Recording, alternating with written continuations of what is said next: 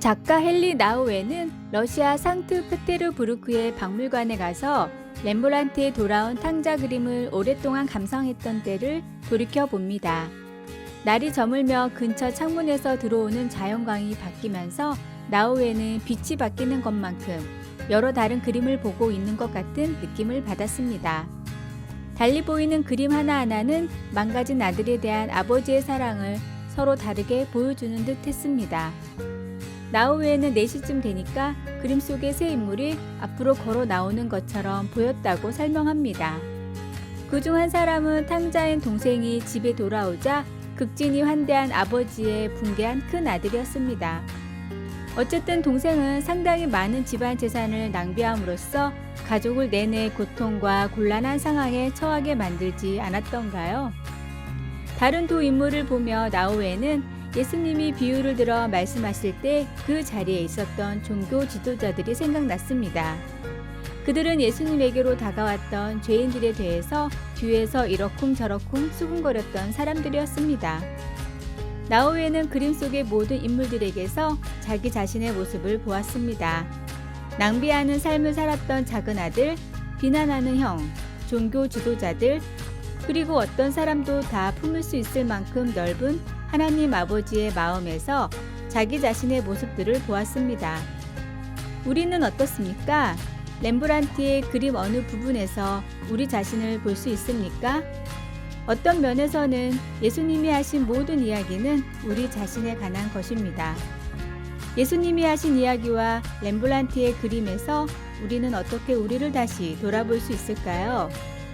빛이 바뀌어 갈 때 우리는 그림의 어느 부분에서 우리 자신을 찾을 수 있을까요? 말씀. 수군거려 이르되 이 사람이 죄인을 영접하고 음식을 같이 먹는다 하더라. 누가복음 15장 2절. 찬송 525장. 돌아와 돌아와. 기도.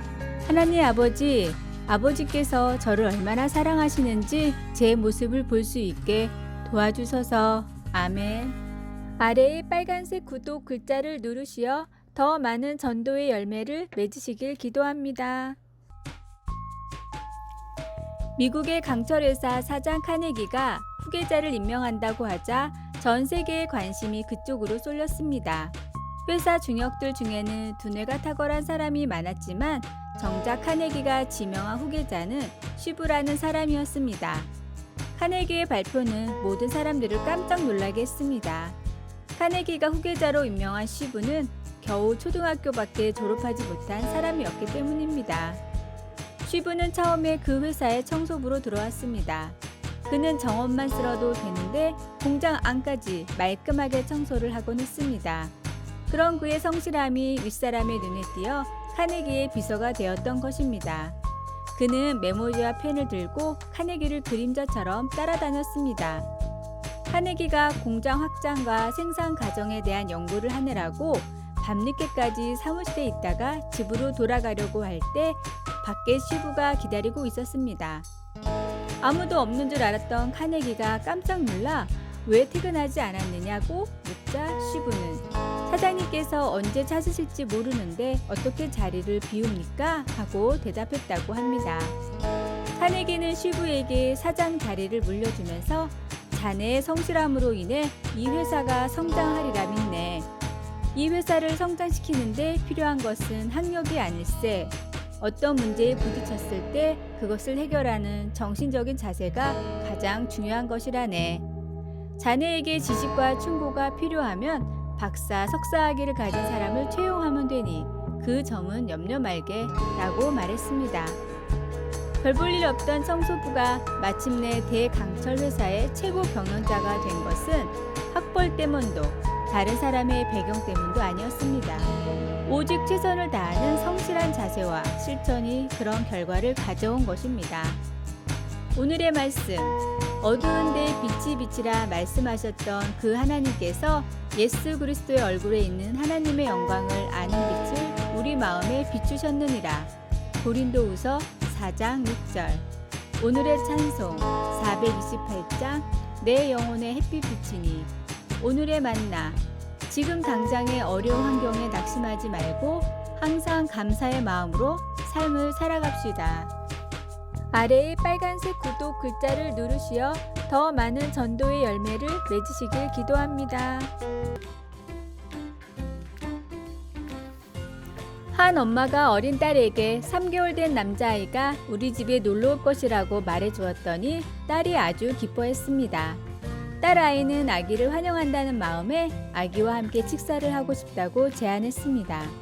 딸아이는 부엌 조리대 위에 있는 그릇에 담겨 있는 과즙이 풍부한 오렌지를 아기가 좋아할 것이라고 생각했습니다.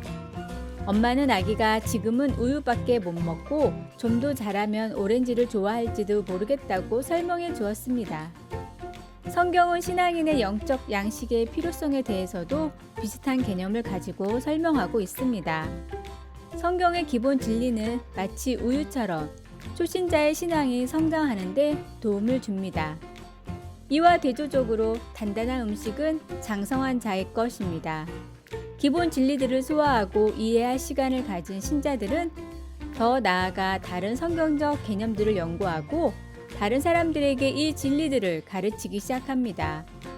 영적으로 성숙할 때 우리는 분별력과 하나님께서 주시는 지혜와 하나님의 진리를 다른 사람에게 전할 수 있는 능력을 보상으로 받게 됩니다. 자식을 사랑하는 부모와 같이 하나님은 우리가 영적으로 성장하기를 원하십니다. 하나님은 우리가 영적인 우유만 마시는 것이 우리에게 최상의 것이 아님을 알고 계십니다. 하나님은 우리가 성장해서 단단한 음식을 맛보고 즐길 수 있게 되기를 바라십니다. 말씀. 단단한 음식은 장성한 자의 것이니 그들은 지각을 사용함으로 연단을 받아 선악을 분별하는 자들이니라. 히브리서 5장 14절. 찬송 545장. 이 눈에 아무 증거 아니 배어도. 기도. 사랑하는 주님, 주님의 말씀을 더 깊이 이해할 수 있게 해 주소서. 주의 진리를 추구할 때에 성령님께서 저를 인도하시고 깨닫게 해 주셔서 제가 주님의 뜻대로 살아갈 수 있게 해 주소서. 아멘. 아래의 빨간색 구독 글자를 누르시어 더 많은 전도의 열매를 맺으시길 기도합니다. 영국 최고의 화가로 알려진 가브리엘 로제티에게 어느 날 한 노인이 스케치북을 들고 찾아왔습니다. 저 혹시 제가 그린 그림을 잠시 봐주실 수 있을까요?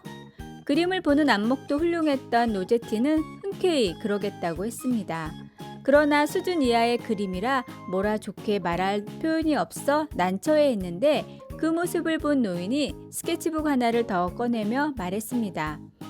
표정을 보니 어떤지 알겠습니다. 그럼 실례지만 그림을 한 번만 더 봐주십시오. 노인이 두 번째로 꺼낸 스케치북의 그림은 대단했습니다. 로제티는 탐복하며 말했습니다. 너무 멋진 그림들입니다. 조금만 갈고 닦으면 저에게 비견될 화가가 될 재능이 있습니다. 노인이 아는 분의 글이입니까? 그러자 울먹이는 표정으로 노인이 말했습니다. 아니요, 사실은 둘 다 제 그림입니다. 젊은 날 저에게 선생님처럼 말해주는 사람이 없어 저는 그림을 포기했었습니다. 그러나 그 열정이 아직도 꺼지지 않아 다시 붓을 잡아보았으나 선생님이 보시다시피 그 재능은 모두 사라지고 말았습니다. 같은 노력도 때에 따라 내는 빛이 다릅니다. 인생의 가장 귀중한 때야말로 하나님을 위해 헌신하기 좋은 때라는 것을 잊지 말고 늘 가장 좋은 것을 하나님께 드리십시오. 오늘의 말씀. 예수께서 대답하여 이르시되 진실로 진실로 내게 이르노니 사람이 거듭나지 아니하면 하나님의 나라를 볼 수 없느니라. 요한복음 3장 3절. 오늘의 찬송 537장. 형제여 지체 말라. 오늘의 만나. 후회를 하지 않도록 중요한 것을 깨닫는 지혜를 주소서. 하나님을 섬기는 일과 약속한 일은 절대로 뒤로 미루지 맙시다. 아래의 빨간색 구독 글자를 누르시어 더 많은 전도의 열매를 맺으시길 기도합니다.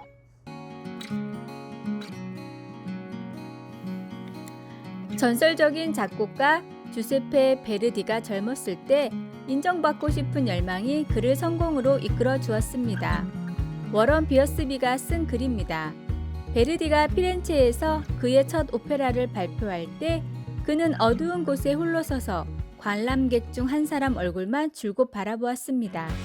그 사람은 대가 로신이었습니다. 베르디에게는 홀 안의 사람들이 그에게 환호를 보내든 야유를 보내든 그것은 중요하지 않았습니다. 그가 원했던 것은 오로지 그 거장 음악가가 인정한다는 의미로 보여주는 미소뿐이었습니다. 우리는 누구의 인정을 받고 싶어 합니까? 부모님, 직장 상사, 사랑하는 사람? 바울에게는 오직 한 가지 답만 있었습니다. 오직 하나님께 옳게 여기심을 입어 복음을 위탁받았으니 우리가 이와 같이 말함은 사람을 기쁘게 하려 함이 아니요 오직 우리 마음을 감찰하시는 하나님을 기쁘시게 하려 함이라. 하나님의 인정을 추구한다는 것은 무엇을 의미할까요? 거기에는 최소한 두 가지 의미가 내포되어 있습니다. 다른 사람들로부터 박수받기를 바라는 마음을 그만두는 것과 성령의 힘으로 우리를 사랑하여 우리를 위해 자신을 내어주신 그리스도를 더욱 닮아가는 것입니다. 우리 안에서 우리를 통해 이루시는 하나님의 완벽한 목적에 우리를 내어줄 때 우리는 어느 날 가장 중요한 그분이 인정하시는 미소를 보게 될 것입니다. 당신은 누구의 인정을 구하고 있으며 그 인정을 확증하는 것이 왜 그렇게 중요합니까? 하나님께서 인정해 주는 것이 어떻게 훨씬 더 만족스러울까요? 말씀. 사람을 기쁘게 하려 함이 아니요 오직 우리 마음을 감찰하시는 하나님을 기쁘시게 하려 함이라. 데살로니가 전서 2장 4절. 찬송 516장. 옳은 길 따르라 의의 길을. 기도. 주위 사람들로부터 인정받고 칭찬받는 것은 너무 쉽습니다. 우리 눈을 들어 우리를 가장 잘 아시고 가장 사랑하시는 아버지를 보게 하소서. 아멘. 아래의 빨간색 구독 글자를 누르시어 더 많은 전도의 열매를 맺으시길 기도합니다.